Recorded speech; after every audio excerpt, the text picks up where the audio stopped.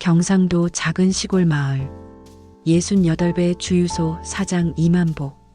평생을 헌신하며 살았지만 사돈은 그를 무능력한 노인으로만 봤습니다. 아내가 위급할 때도 대출이나 받으라며 외면했습니다. 그날 만복이 꺼내든 낡은 사진 한 장. 35년 전. 제가 구한 사람이 누군지 아십니까? 손등의 화상 흉터가 증명하는 충격적인 진실. 그리고 주유소를 판 돈에 숨겨진 의미. 과연 만복이 남긴 진짜 유산은 무엇일까요? 사돈의 비밀 35년. 영웅이 숨긴 진실 시작합니다. 시작하기 전에 좋아요 한번 부탁드립니다. 경상도 작은 시골 마을. 국도변에 자리한 낡은 주유소가 하나 있습니다. 이만복 68배 나이에도 여전히 부지런한 손놀림으로 차들을 맞이하고 있었습니다. 그의 삶은 한결같았습니다. 새벽 5시에 일어나 주유소 문을 열고 손님들을 맞이하고 저녁이 되면 장부를 정리했습니다. 평생을 이렇게 살았습니다. 가족을 위해, 아들을 위해 책임을 다하며 살았습니다. 만복의 핵심 신념은 책임감이었습니다.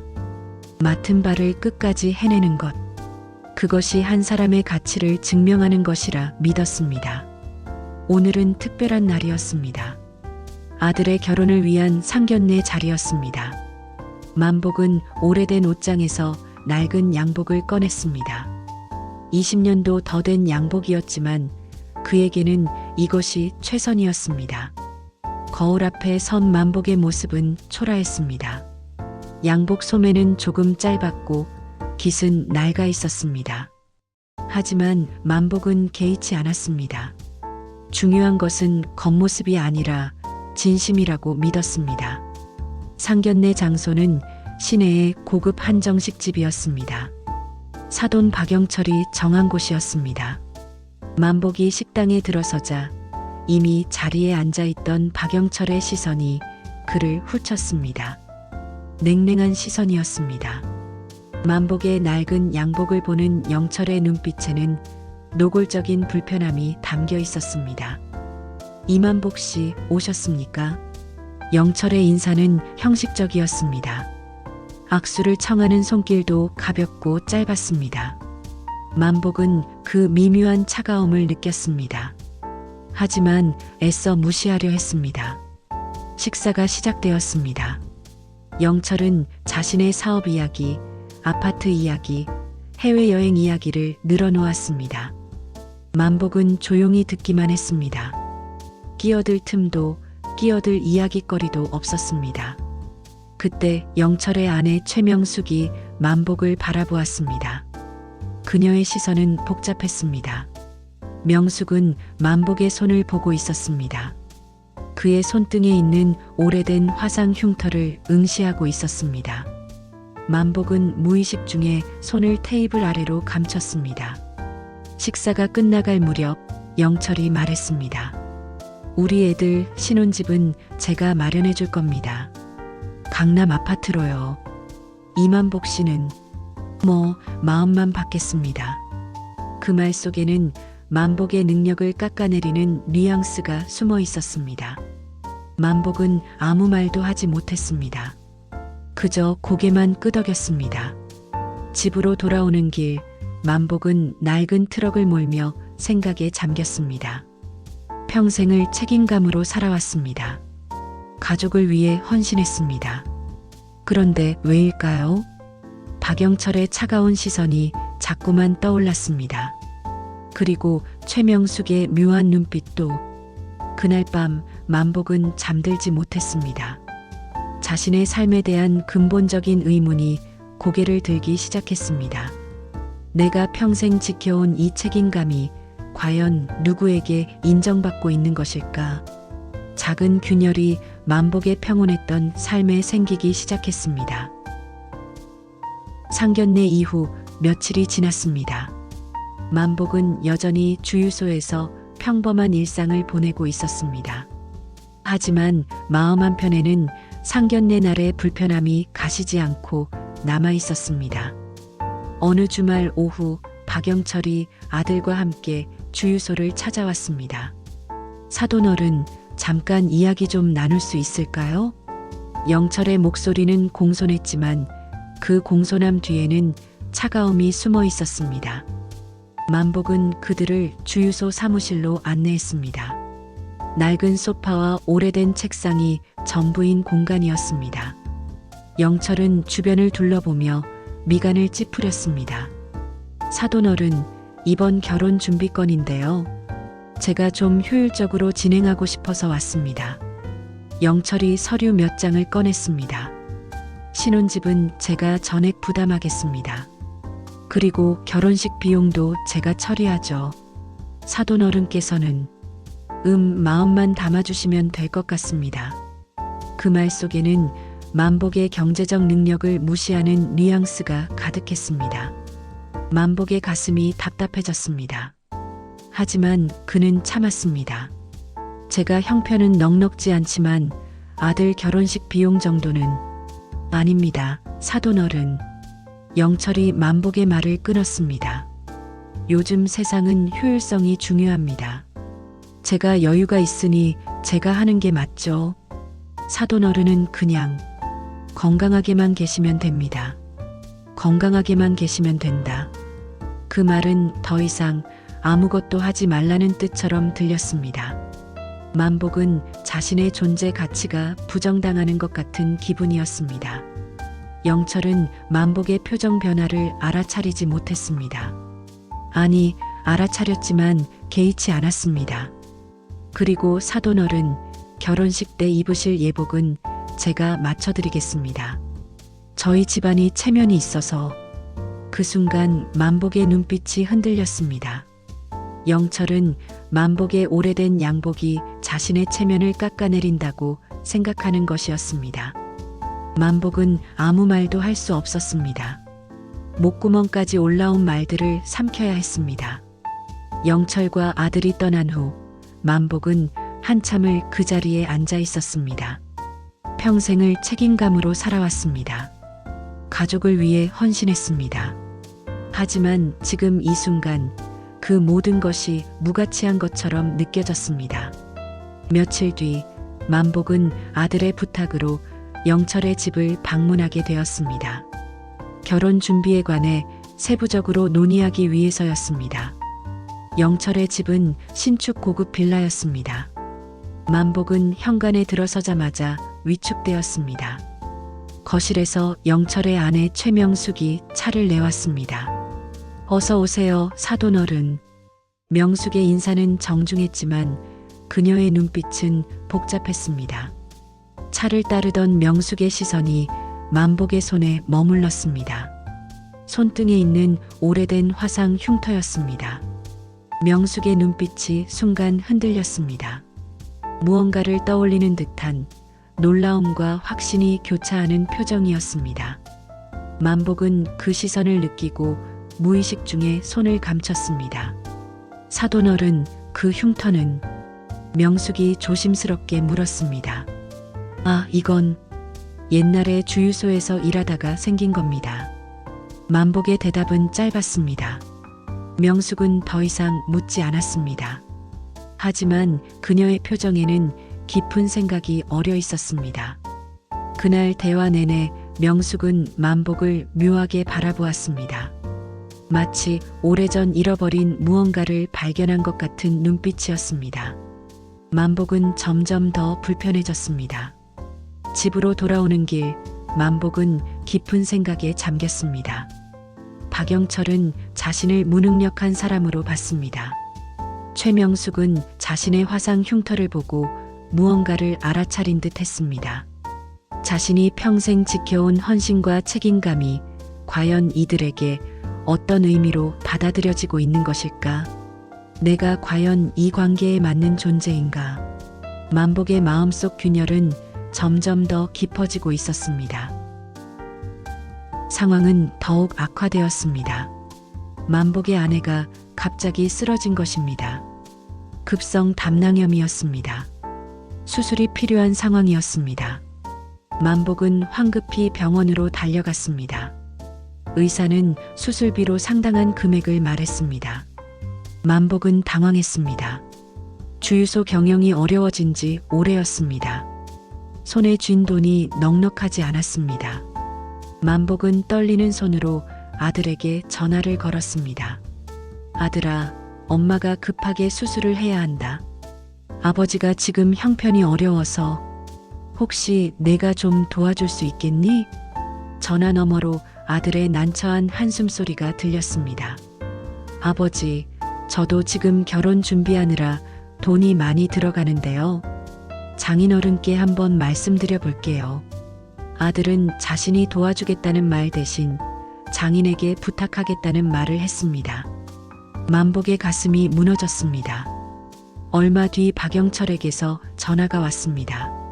사돈어른, 사모님 수술건 들었습니다. 제가 도와드려야 하는데. 영철의 목소리는 난처함으로 가득했습니다. 솔직히 말씀드리면 지금 저도 사업 확장하느라 자금이 빠듯합니다. 그리고 이번 결혼 준비에도 제가 상당히 투자를 했고요. 영철은 잠시 말을 멈췄다가 이어갔습니다. 사돈어른, 주유소 있지 않으십니까? 그걸 담보로 대출을 받으시는 게 어떨까요? 제가 은행 쪽에 아는 사람이 있으니 소개해 드릴게요. 만복은 말을 잃었습니다. 아내의 생명이 위급한 상황에서 영철은 도움 대신 대출을 권유했습니다. 사실 사돈어른, 요즘 세상은 각자 알아서 살아야 합니다. 효율적으로 생각하셔야 해요. 제가 도와드리면 나중에 또 의지하실 수도 있잖아요. 영철의 말은 냉정했습니다. 저도 제 가족 먹여 살리기 바쁩니다. 사돈어른도 이해하시죠? 전화가 끊겼습니다. 만복은 한참을 그 자리에 서 있었습니다. 손에 든 휴대폰이 무겁게 느껴졌습니다. 평생을 책임감으로 살았습니다. 가족을 위해 헌신했습니다. 하지만 정작 자신에게 위기가 왔을 때 아무도 손을 내밀지 않았습니다. 아들은 장인에게 떠넘겼고 장인은 대출을 권유했습니다. 만복의 핵심 신념이 완전히 부정당하는 순간이었습니다. 결국 만복은 주유소를 담보로 대출을 받아 아내의 수술비를 마련했습니다. 수술은 성공적이었습니다. 하지만 만복의 마음은 무너져 내렸습니다. 병원 복도에 앉아있던 만복에게 누군가 다가왔습니다. 최명숙이었습니다. 사돈어른, 괜찮으세요? 명숙의 목소리는 조심스러웠습니다. 사모님 수술 잘 되셨다고 들었습니다. 다행입니다. 명숙은 만복 옆에 앉았습니다. 사돈어른, 제가 드릴 말씀이 있습니다. 명숙이 가방에서 낡은 지갑을 꺼냈습니다. 이거 35년 전 물건입니다. 한번 보시겠어요? 만복은 지갑을 받아들었습니다. 낡고 오래된 가죽 지갑이었습니다. 지갑을 열자 안에서 오래된 사진 한 장이 나왔습니다. 흑백 사진이었습니다. 폐광촌으로 보이는 배경 앞에서 젊은 남자 둘이 서 있었습니다. 만복의 손이 떨렸습니다. 이건 사돈어른도 기억하시죠? 35년 전 폐광촌에서 있었던 일을요. 명숙의 목소리가 낮아졌습니다. 만복은 사진을 바라보며 오래된 기억을 떠올렸습니다. 폐광사고, 무너진 갱도, 그리고 그날의 약속. 이 사진 속 사람이 제 동생입니다. 사돈어른이 구해주셨던. 명숙의 눈에 눈물이 맺혔습니다. 동생은 그날 이후 살았습니다. 하지만 사돈어른은 그때 큰 화상을 입으셨죠. 그 흉터가 아직도 손등에 남아있고요. 만복은 아무 말도 할 수 없었습니다. 사돈어른, 제 남편 영철은 이 사실을 모릅니다. 저도 오랫동안 잊고 살았습니다. 하지만 사돈어른의 손등 흉터를 보는 순간 모든 게 떠올랐습니다. 명숙이 지갑과 사진을 만복에게 건넸습니다. 이건 사돈어른께 드려야 할 것 같습니다. 제 동생이 사돈어른께 평생 감사하다고 했던 그 마음. 제가 잊고 있었습니다. 만복은 사진을 꼭 쥐었습니다. 그날 밤 만복은 병실에서 아내를 지키며 깊은 생각에 잠겼습니다. 35년 전에 그 약속, 그리고 지금의 현실. 자신은 평생을 헌신하며 살았습니다. 하지만 그 헌신은 인정받지 못했습니다. 박영철은 자신을 무능력한 사람으로만 봤습니다. 아들마저 경제적으로 의지할 수 없다고 판단했습니다. 만복은 결심했습니다. 이대로는 안 됩니다. 이 관계를 완전히 뒤바꿔야 합니다. 만복은 아내의 손을 잡았습니다. 여보, 미안하오. 이제 우리가 살 길을 찾겠소. 만복의 눈빛이 달라졌습니다. 더 이상 헌신만 하는 사람이 아니었습니다. 자신의 가치를 지키기 위해 단호한 결심을 한 사람이었습니다. 만복은 결심을 실행에 옮기기 시작했습니다. 첫 번째 행동은 주유소를 정리하는 것이었습니다. 대출을 받기 위해 담보로 잡혔지만 그래도 팔 수 있는 방법은 있었습니다. 만복은 부동산을 찾아갔습니다. 그리고 주유소 매각 절차를 밟기 시작했습니다. 아내는 퇴원한 후 만복의 결정을 알고 놀랐습니다. 여보, 그 주유소는 당신 평생의 삶인데 괜찮소? 이제 우리가 살 길을 찾아야 하오. 만복의 목소리는 단호했습니다. 아내는 더 이상 묻지 않았습니다. 남편의 눈빛이 달라진 것을 느꼈기 때문입니다. 며칠 후 만복은 오랜 친구를 찾아갔습니다. 친구 김철수는 35년 전 폐광촌에서 함께 일했던 동료였습니다. 그날의 사고를 함께 겪었던 유일한 증인이었습니다. 만복아, 오랜만이다. 무슨 일이냐? 철수는 만복을 반갑게 맞이했습니다. 철수야, 35년 전 그날 일 기억하나? 만복의 질문에 철수의 표정이 굳었습니다. 그 일을 왜 갑자기? 그날의 진실을 정리해야 할 것 같아서. 만복이 최명숙에게서 받은 사진을 꺼내 보였습니다. 철수는 사진을 보며 천천히 고개를 끄덕였습니다. 그래, 이 사람. 최동철이지. 내가 구해낸 사람. 철수야, 그날 일을 증명할 수 있는 게 남아있나? 있지. 당시 사고 기록이 광산 사무소에 남아있을 거야. 그리고 내가 그날 찍은 사진도 몇 장 있어. 철수는 오래된 앨범을 꺼냈습니다. 먼지가 쌓인 앨범을 넘기자 35년 전의 사진들이 나타났습니다. 폐광촌의 풍경, 갱도 입구, 그리고 사고 직후의 모습들. 한 장의 사진에서 만복의 모습이 보였습니다.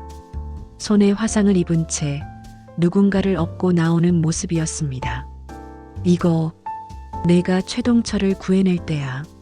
내 손이 불에 타면서도 그 사람을 놓지 않았지. 철수의 목소리가 떨렸습니다.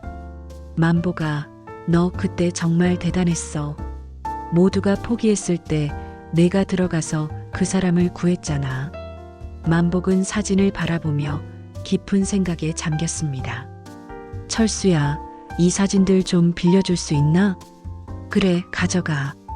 내가 필요한 거면 다 가져가. 철수가 만복의 어깨를 두드렸습니다. 만복아, 무슨 일이 있는 건지 모르겠지만 너는 평생 떳떳하게 살았어. 자신감을 가져. 철수의 따뜻한 말에 만복의 마음이 조금 풀렸습니다. 집으로 돌아오는 길, 만복은 오랜만에 마음이 편안했습니다. 자신의 과거가 부끄럽지 않았습니다. 오히려 자랑스러웠습니다. 만복은 다음 날 폐광촌이 있던 곳을 찾아갔습니다. 이미 폐광은 모두 정리되고 그 자리에는 작은 공원이 들어서 있었습니다. 공원 한편에 작은 추모비가 있었습니다. 폐광 사고로 희생된 사람들을 기리는 비석이었습니다. 만복은 추모비 앞에 섰습니다. 비석에는 당시 사고에서 구조된 사람들의 이름도 적혀 있었습니다. 그 중에 최동철이라는 이름이 보였습니다. 만복은 비석을 어루만졌습니다. 35년 전 자신은 한 사람의 생명을 구했습니다. 그것은 책임감이 아니라 인간으로서 당연히 해야 할 일이었습니다. 하지만 그 일로 인해 만복은 큰 화상을 입었고 평생 그 흉터를 안고 살았습니다. 만복은 자신의 손등을 바라보았습니다. 오래된 흉터가 여전히 선명했습니다. 이 흉터는 고통의 상징이 아니었습니다. 용기의 증거였습니다. 만복은 비로소 깨달았습니다. 자신의 결정이 옳았다는 것을. 집으로 돌아온 만복은 모든 증거를 정리했습니다. 사진들, 사고 기록, 그리고 최명숙에게서 받은 지갑. 이제 준비는 끝났습니다. 박영철과 최명숙에게 그리고 자신의 아들에게 진실을 밝힐 때가 온 것입니다. 만복의 얼굴에 단호한 표정이 떠올랐습니다. 더 이상 헌신만 하는 사람이 아니었습니다. 자신의 가치를 당당히 증명할 준비가 된 사람이었습니다. 만복은 박영철에게 연락했습니다.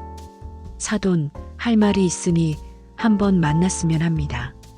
전화를 받은 영철은 귀찮다는 듯한 목소리로 대답했습니다. 사돈 어른, 무슨 일이십니까? 요즘 제가 좀 바빠서요. 중요한 일입니다. 사모님과 함께 오시죠. 우리 아들도 부르겠습니다. 만복의 목소리는 단호했습니다. 영철은 만복의 달라진 어조에 약간 당황했지만 결국 약속을 잡았습니다. 며칠 후 만복이 정한 장소에 모두 모였습니다. 작은 한정식집 개인실이었습니다. 박영철과 최명숙 그리고 만복의 아들까지 4사람이 테이블에 앉았습니다. 영철이 불편한 표정으로 입을 열었습니다. 사돈 어른, 대체 무슨 일로 이렇게 급하게 부르신 겁니까? 만복은 차분하게 가방에서 서류 봉투를 꺼냈습니다. 오늘 여러분께 말씀드릴 것이 있습니다. 만복이 서류를 테이블 위에 펼쳤습니다. 주유소 매각 계약서였습니다. 이게 뭡니까? 영철이 서류를 집어들었습니다. 제 주유소를 팔았습니다. 만복의 말에 모두가 놀랐습니다. 아버지, 갑자기 왜 주유소를요? 아들이 황급히 물었습니다. 내 삶을 정리하기 위해서입니다. 만복이 조용히 대답했습니다. 영철의 얼굴이 굳어졌습니다. 사돈 어른, 그 돈으로 뭐 하시려고요? 설마 저희한테 결혼 자금 보태겠다는 건 아니시죠? 영철의 말투에는 비아냥이 섞여 있었습니다. 아닙니다. 그 돈은 제가 다른 곳에 쓸 겁니다. 만복이 또 다른 서류를 꺼냈습니다. 기부 증서였습니다. 이 돈은 폐광촌 유가족 돕기 재단에 기부할 겁니다. 뭐라고요? 영철이 벌떡 일어섰습니다. 사돈 어른, 정신이 있으십니까? 그 돈이면 사돈 어른 노후 대비하기도 빠듯할 텐데. 제 노후는 제가 알아서 합니다. 사돈께서 걱정하실 일이 아닙니다. 만복의 목소리가 차갑게 식었습니다. 영철이 당황해하며 말을 이었습니다. 아니, 사돈 어른은 지금까지 제가 얼마나 투자했는지 아십니까? 신혼집, 결혼식 예복까지. 저는 효율적으로 돈을 쓰는 사람입니다. 그런데 사돈 어른은 그 귀한 돈을 기부라니. 만복이 천천히 고개를 들어 영철을 바라보았습니다. 사돈, 효율성이라고 하셨죠? 그 효율성으로 저를 평가하셨습니까? 그게 무슨... 제 낡은 양복이 사돈의 체면을 깎는다고 하셨죠. 제가 경제적으로 무능하니 그냥 마음만 담으라고 하셨습니다. 만복의 말에 영철의 얼굴이 창백해졌습니다. 사돈 어른, 그건 제가 배려 차원에서. 배려가 아니었습니다. 멸시였습니다. 만복이 단호하게 말했습니다. 사돈은 저를 무능력한 사람으로만 봤습니다. 제가 평생 무엇을 하며 살았는지, 어떤 가치를 지켜왔는지는 전혀 관심이 없으셨죠. 만복이 오래된 사진들을 꺼냈습니다. 이게 뭡니까? 영철이 사진을 집어들었습니다. 35년 전 폐광촌 사고 현장입니다. 만복이 차분하게 설명했습니다. 저는 그날 갱도에 갇힌 사람을 구했습니다. 제 손이 불에 타는 것도 개의치 않고 그 사람을 구해냈습니다. 최명숙의 얼굴이 창백해졌습니다. 그 사람이 누구였는지 아십니까? 만복이 명숙을 바라보았습니다. 사모님의 동생 최동철 씨였습니다. 명숙이 손으로 입을 가렸습니다. 사돈어른, 저는 그날 이후 평생 이 흉터를 안고 살았습니다. 만복이 손등에 화상 흉터를 보였습니다. 하지만 후회한 적은 없습니다. 한 사람의 생명을 구한 것이니까요. 영철이 사진을 내려놓으며 당황한 표정을 지었습니다. 그건 제가 몰랐던 일이고 몰랐던 게 문제가 아닙니다. 만복의 목소리가 높아졌습니다. 사돈은 저를 알려고 하지 않았습니다. 제 겉모습만 보고 제 경제적 능력만 보고 저를 평가했습니다. 사돈어른, 오해이십니다. 저는 오해가 아닙니다. 만복이 테이블을 손바닥으로 쳤습니다. 제 아내가 수술이 필요할 때 사돈은 뭐라고 하셨습니까? 대출을 받으라고 하셨죠. 각자 알아서 살아야 한다고 하셨습니다. 영철이 말문이 막혔습니다. 제가 평생 헌신하며 살았습니다. 책임감으로 살았습니다. 하지만 사돈에게 저는 그저 무능력한 시골 노인일 뿐이었습니다. 만복이 명숙을 향해 말했습니다. 사모님, 35년 전 제가 사모님 동생을 구했을 때 동생분은 무엇라 하셨습니까? 명숙의 눈에서 눈물이 흘러내렸습니다. 평생 은혜를 잊지 않겠다고 했습니다. 그런데 사모님은 그 약속을 지키셨습니까? 명숙이 고개를 떨구었습니다. 죄송합니다, 사돈어른. 제가 잊고 있었습니다. 잊은 게 아닙니다. 외면한 겁니다. 만복의 말이 날카로웠습니다. 사모님은 제 손등 흉터를 보고 알아차리셨죠. 하지만 남편께는 말하지 않으셨습니다. 왜입니까? 불편하니까요. 빚진 것 같으니까요. 명숙은 아무 대답도 하지 못했습니다. 만복이 아들을 바라보았습니다. 아들아, 너도 마찬가지다. 아버지, 너는 장인에게 모든 걸 의지했다. 내 아버지가 경제적으로 무능하다고 생각했지. 하지만 내 아버지가 어떤 삶을 살았는지는 관심이 없었어. 아들이 고개를 숙였습니다. 아버지, 죄송합니다. 미안하다고 끝날 일이 아니다. 만복이 자리에서 일어났습니다. 저는 오늘로 여러분과의 관계를 정리하겠습니다. 결혼은 아이들이 알아서 하십시오. 저는 더 이상 이 관계에서 헌신하지 않을 겁니다. 사돈어른, 영철이 황급히 만복을 붙잡으려 했습니다. 제가 잘못했습니다. 제가 사돈어른을 오해했습니다. 다시 생각해 주십시오. 사돈, 늦었습니다. 만복이 영철의 손을 뿌리쳤습니다. 저는 제 인생을 되찾을 겁니다. 여러분의 효율성에 맞춰 살지 않을 겁니다. 만복은 문을 열고 밖으로 나갔습니다.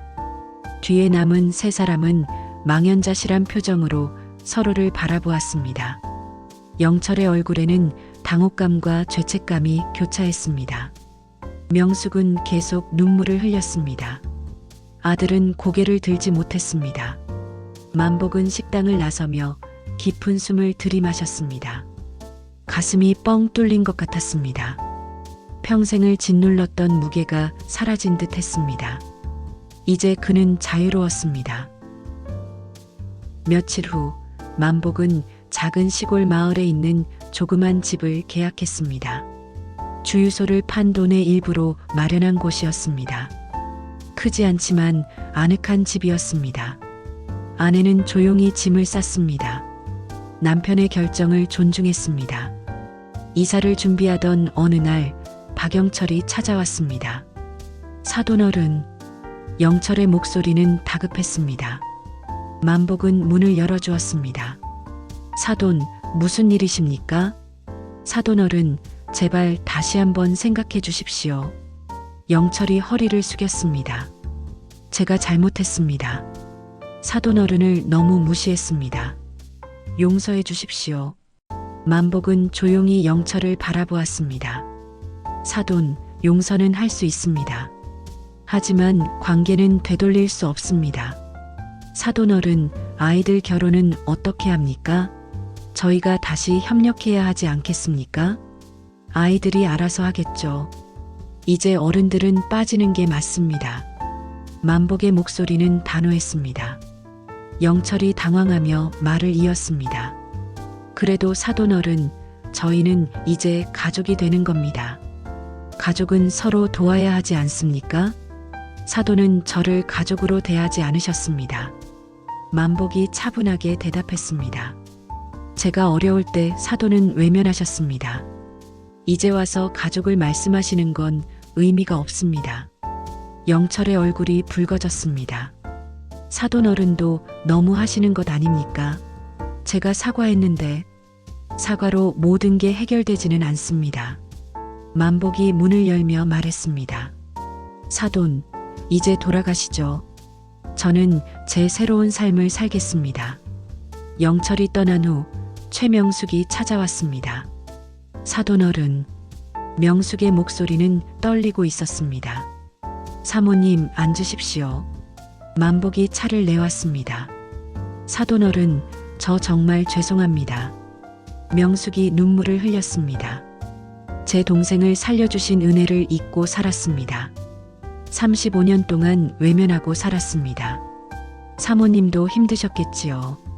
만복의 목소리는 부드러웠습니다. 은혜를 갚아야 한다는 부담이 컸을 겁니다. 그래서 차라리 있는 쪽을 택하셨겠죠. 명숙이 고개를 끄덕였습니다. 맞습니다. 저는 비겁했습니다.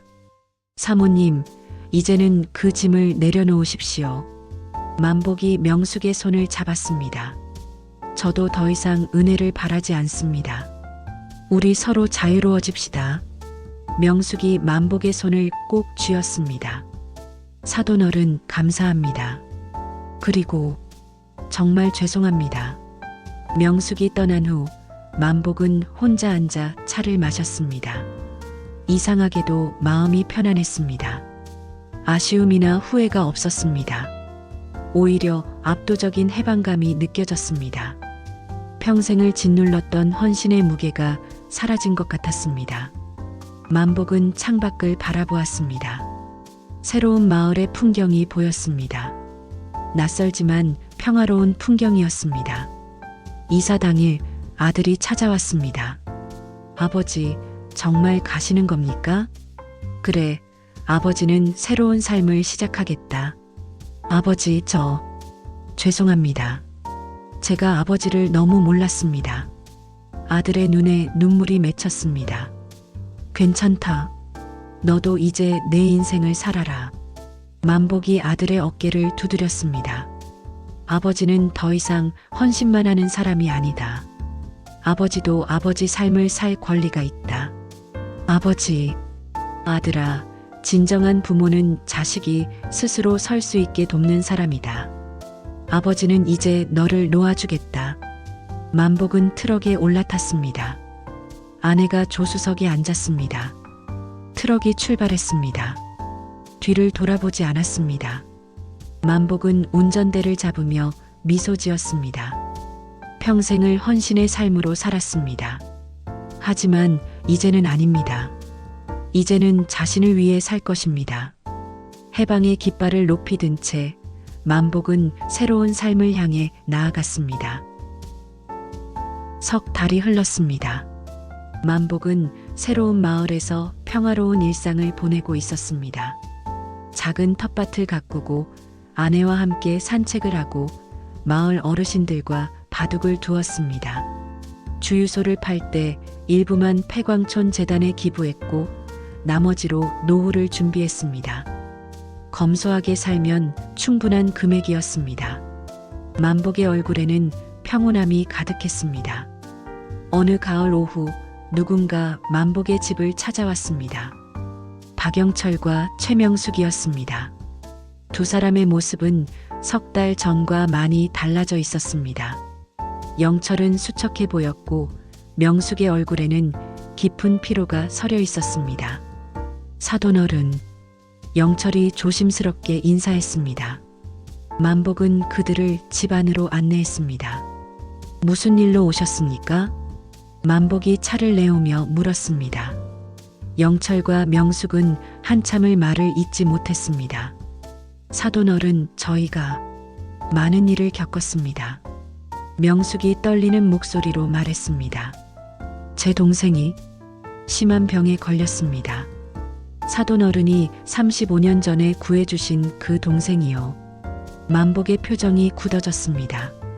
그래서 저희가 동생을 돌보고 있습니다.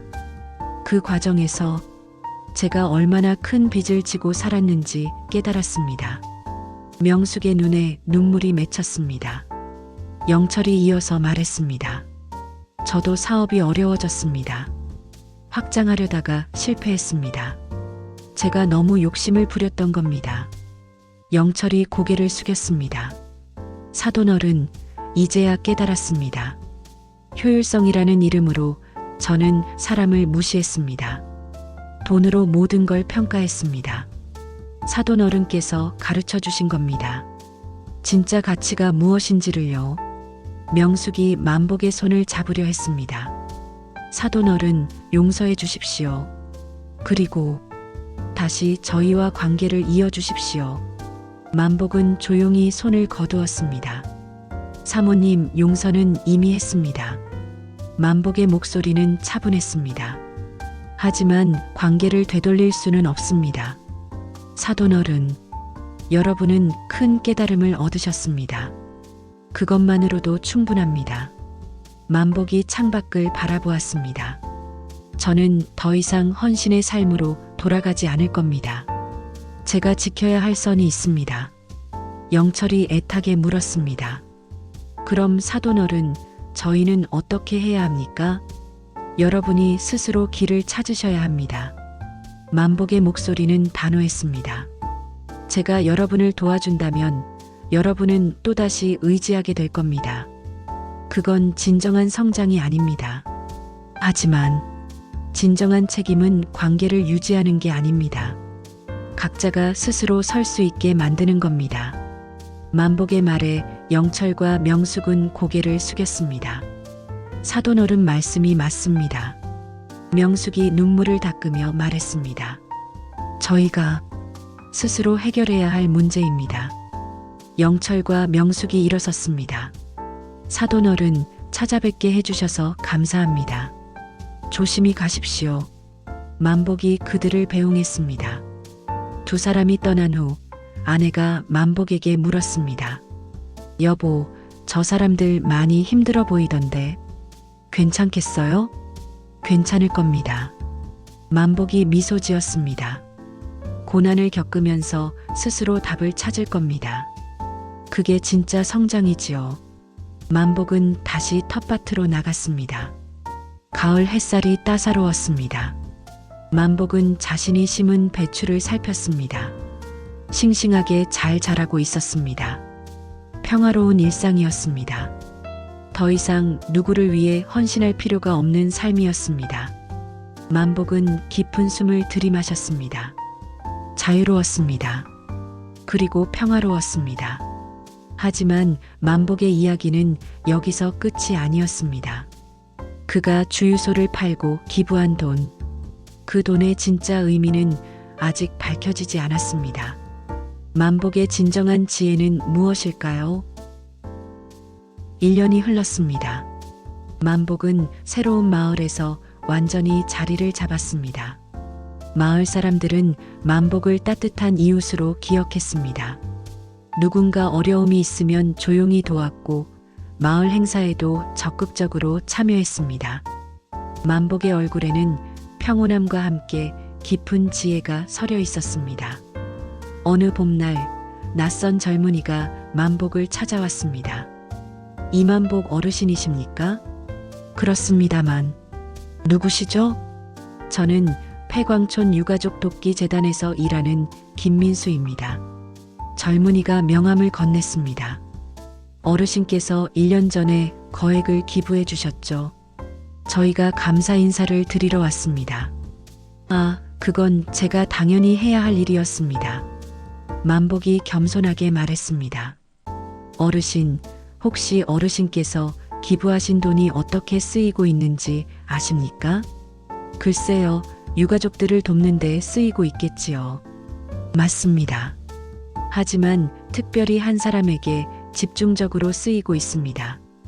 젊은이가 서류를 꺼냈습니다. 최동철 씨라는 분입니다. 35년 전 폐광사고에서 구조되신 분이죠. 만복의 표정이 미묘하게 변했습니다. 최동철 씨가 최근 중병에 걸리셨습니다. 치료비가 많이 필요한 상황이었습니다. 그래서요?